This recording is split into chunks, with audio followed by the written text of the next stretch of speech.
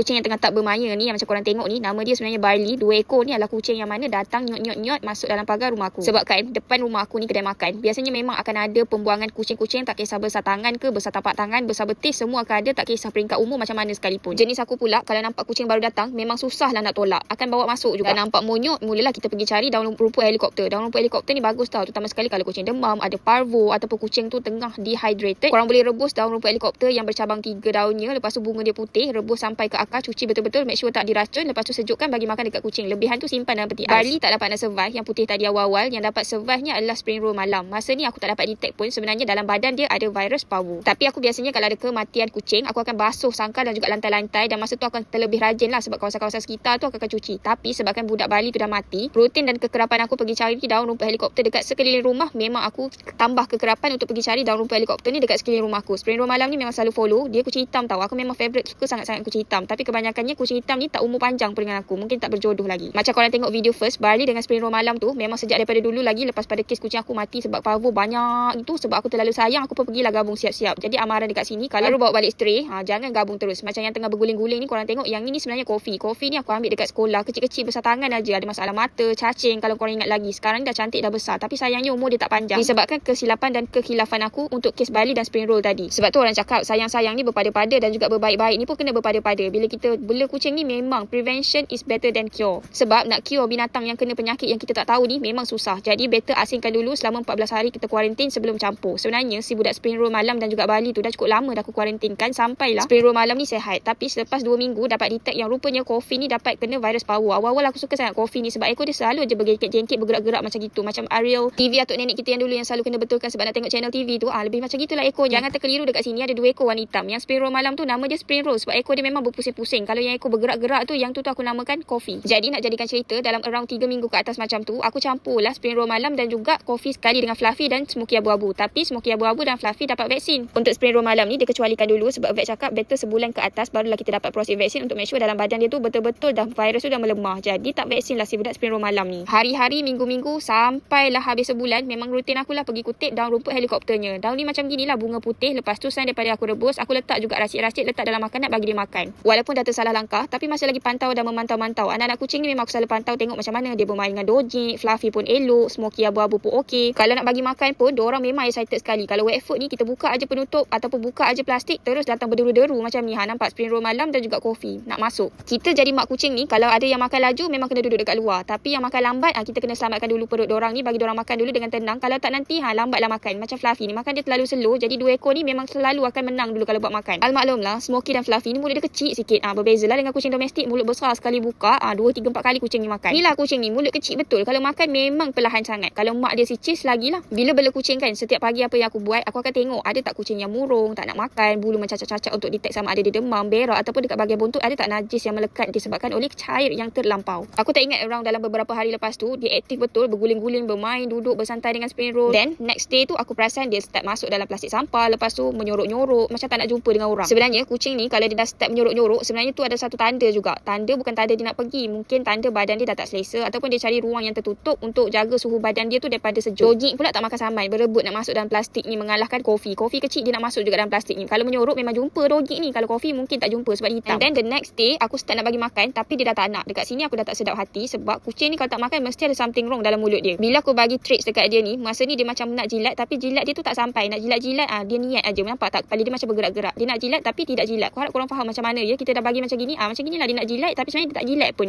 Lebih kepada banyak menjauhkan diri dan tak nak makan. Lepas tu apa lagi, aku buka lah mulut dia, tengok dekat bahagian dalam merah betul. Lepas tu dah paksa makan apa semua, dia macam paksa lagi makanan tu untuk keluar sampai tahap mulut dia berbuih-buih. Jadi tengah hari tu aku asingkan dia letak dalam carrier sebab nak bawa pergi ke vet. Kalau korang tengok dekat dalam carrier tu si ada isi ayam, lepas tu dekat bahagian belakang tu kencing. Sebab tu penting korang kena letak pad urine pad tu, walaupun ada urine separator dekat bahagian carrier tu kan. Urine separator tu memang bagus tapi bagi aku pad urine pad pelapik pampers yang ini pun perlu letak sebab kalau kucing kencing pun nanti kalau duduk dalam kereta nanti najis atau kencing dia tu akan bergerak-gerak. Masa pergi check apa semua tu memang terkejut juga, tapi terkejut dalam tak terkejut mana sebabnya aku rasa dia dah kena dengan Barley tu.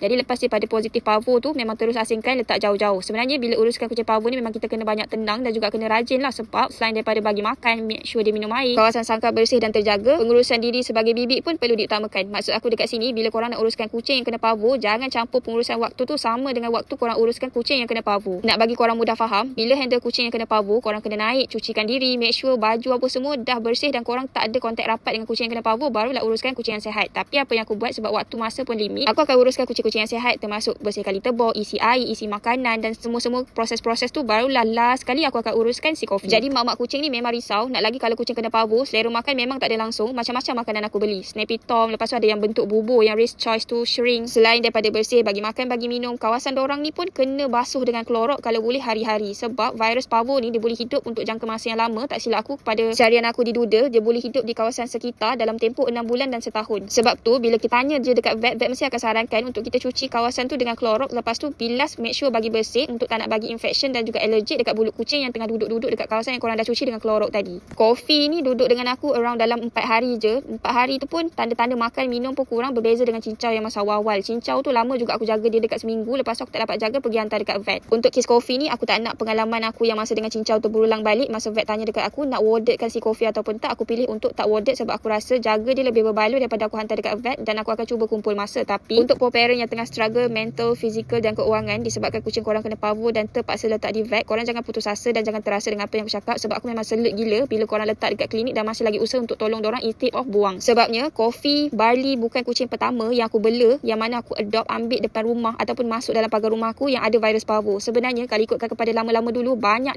betul kucing yang datang rumah aku ni kena virus parvo. Macam mana aku detect? Lepas buat pengasingan selama 14 hari, mesti dalam tempoh seminggu tu ada yang mati mengejut. Sebenarnya kes ni tak pelik pun. Kebanyakannya parents yang ada kat luar sana yang memang membela kucing sebab trend ni, bila kucing dah start sakit, ada je yang buang. Tak semua, aku dah cakap tak semua, tapi ada je yang buang sebab tak sanggup nak bela ataupun tak nak berjangkit dengan kucing yang dia sayang dekat rumah. Untuk makanan Coffee tadi tu yang aku tuang glukos nak bagi lembut. Sebenarnya bila buat macam gini macam merugikan, sebab kucing kalau dah kena virus parvo ni tak berselera macam kucing yang sihat. Diorang akan melepeh aja macam gini, tak nak makan. Jadi end up macam mana pun korang kena guna shrink dan force feed dia untuk makan. Aku biasanya kalau force feed kucing yang sakit, aku akan force feed makanan yang pejal dulu, bukan pejal tapi masih lagi seakan-akan bubur. Malam aku turun juga bagi makan, tengok macam mana najis dia, dan juga tengoklah masa ni aku cuba juga bermain-main dengan Coffee, konon-konon bagi sokongan moral. Sebab kucing ni kalau dah sakit, memang yang ni lah kita kena pentingkan dulu, berbisik-bisik dan cakap dengan dia. Walaupun kita dah kena gigit nyamuk, tapi kasih sayang terbatas dan menandingi semua-semuanya. Lepas dah bagi makan, memang mulut kucing aku yang kena virus parvo ataupun apa-apa penyakit pun aku akan cuci dengan air. Maksudnya aku akan pecit air, picit pun boleh, picit air dekat sisi sipi mulut dorang tu, kiri dan kanan, untuk make sure tak ada sisa makanan yang tertinggal, sebab nanti takut ada ulcer. Dah lah sakit, lepas tu mulut tak dicuci lepas bagi makan, bila kena ulcer lagilah tambah penyakit. Lepas tu aku bawa pergi vet untuk masukkan dalam nebulizer sebab dia susah nak bernafas. Lepas tu aku balik, dah masuk atas rumah nak masak, tiba-tiba dia hilang. Abaikan kawasan sekitar tu memang agak messy sikit. Lepas tu dah cari-cari baru jumpa dekat sini. Lepas tu naik, hilang lagi. Tu memang biasa. Kucing kalau dah start sakit memang akan menghilangkan diri. Kalau kecil macam gini boleh lagi dicari. Kalau dah besar, mungkin kebaran kalian untuk jumpa balik tu tipis-tipis saja. Sebab kucing ni orang cakap kalau nak tinggalkan tuan dia yang dia sayang, memang dia tak nak pun pergi depan tuan. Coffee ni boleh dikatakan kuat juga. Walaupun lari duduk-duduk macam gini, mungkin dia nak healing tengok sekitar kawasan, tapi bila gosok-gosok masih lagi mengiau. Bulu dia pun masih cantik dan suhu badan dia masih lagi orang kata takat-takat yang boleh dikawal, tak mencacak-cacak. Ikut pengalaman aku, kalau kucing yang demam, bulu dia macam kena karen sikit. Dia macam mencacak-cacak, ataupun kadang-kadang kita boleh bagi term dia tu macam kena air hujan. Korang pernah tengok tak bulu kucing yang kena air hujan? Dia agak messy gitu. Suhu badan normal kucing ni lebih kurang macam 38. Kalau dah naik 39 tu dia dah demam. Kalau 41 tu dia boleh jadi kejang macam kes Oreo dan juga Omar dekat rumah aku. At last kali nanti yang tu jalan tempang, yang seko lagi kepala sengit. Sebab kan dah lalu sakit kot. Aku pun tak tahu term-term medical dia macam mana, tapi gitulah. Bila suhu dah terlebih akan ada masalah ataupun komplikasi pada tubuh dan takkan jadi kucing macam kucing normal yang lain. Untuk side Coffee macam ni, lari-lari, tak nak makan, kena suap ubat, kena cakar tu biasa. Bila kucing sakit ni kan, tangan memang akan berparut, pedih, kena tusuk dengan kuku tu, belum lagi kena gigit. Tapi bila jadi paw parent tu, yang tu memang kita ketepikan habis. Nak kasih cala ke, nak kasih gigit ke, nak kasih berdarah, luka, tembus, memang bibik tak kisah dah, janji sehat balik. Maksudnya aku rindu jugalah nak tengok ekor dia bergerak. Bergeraknya ekor dia tu masih lagi ada, tapi tak konsisten dan tak selaju dulu. Rindu jugalah dekat Coffee. Dalam bagi fokus yang begitu penuh kepada Coffee yang kena virus parvo ni, anak-anak kucing kita kena tengok juga. Apa yang korang kena tengok selera makan, dorang minum air ataupun tak, dorang berak ataupun tak, tidur okey ke, banyak menyendiri, tak aktif, ataupun ada tak mulut berbau ataupun najis berbau dengan sangat-sangat busuk. Kalau nampak tanda-tanda tu, asingkan cepat-cepat. Ada yang pernah tanya aku, Akak, kalau kita vaksin kucing, adakah kucing tu tak dijangkiti virus parvo? Sebenarnya kucing aku ni berbelas-belas, berpuluh-puluh ekor, memang dorang ni dapat hak vaksin dan kad vaksin ikut kepada vaksin tahunan, tak pernah miss. Dan surprisingly, kucing aku yang dah besar, dah ada vaksin sekalipun, dah tahun kedua, masih lagi boleh dijangkiti virus parvo. Cara nak tengok, badan dia kurus, tak selera makan, muntah, berak dengan bau yang sangat busuk daripada biasa. Yang pernah kena popis abu-babui. Masa ni boleh dikatakan last stage untuk si Coffee ni sebab mulut dia berbuih, dia dah tak bermaya, tak nak makan dan lesu. Nak bergerak pun dah start tempang-tempang. Jadi masa ni aku tetap juga struggle bagi glukos, transfer factor, bagi antibiotik yang bermacam-macam. Tangan luka tu memang biasa. Pedih tu memang pedih yang amat-amat sangat lah, tapi apalah sangat dibandingkan dengan pedih dia melawan sakit tu. Mungkin kepada yang bukan pembela kucing dan juga pencinta kucing dekat luar sana, tengok macam apalah sangatlah minah ni duk jaga kucing sampai macam tu sekali. Sebenarnya orang yang bela kucing ni, kalau korang nak cakap ada masalah mental sekalipun, aku tak kisah dan tak letak dalam hati sangat pun, sebab aku tak guna duit korang pun untuk aku treat kucing-kucing aku, dan aku tak ambil masa korang pun untuk jaga kucing-kucing aku ni. Hanya masa aku, cara aku, dan macam ni lah cara untuk aku bercerita dan kongsi dengan korang. Yang penting dalam platform ni mana yang baik kita ikut, mana yang tak baik kita abaikan, mana yang perlu ditegur, tegur lah. Selera makan dah tak ada, aku nampak dia macam nak muntahkan bila aku bagi treats ni, padahal awal-awal dia suka sangat. Nampak tak, badan dah penat, makan ubat, kena paksa makan, minum, mungkin mental dia ni pun dah penat. Sedih jugalah aku masa aku handle Coffee ni, banyak kali jugalah aku menangis sebabnya kita dah tengok dia aktif. Masa aku bela dia pun besar-besar tapak tangan buat balik daripada sekolah sebab dia ada masalah cacing, dua-dua mata dia tak boleh buka. Bila kita bela dia daripada kecil sampailah dia glowing besar macam gini, adalah besar sangat. Tapi bagi aku setiap hari yang aku jaga dia tu cukup bermakna, sebab kita ingatkan dia ni tak panjang masa dan tak panjang umur bila aku buat balik daripada sekolah tu. Kalau nak sedih lama-lama, Tuhan dah atur cantik-cantik dah.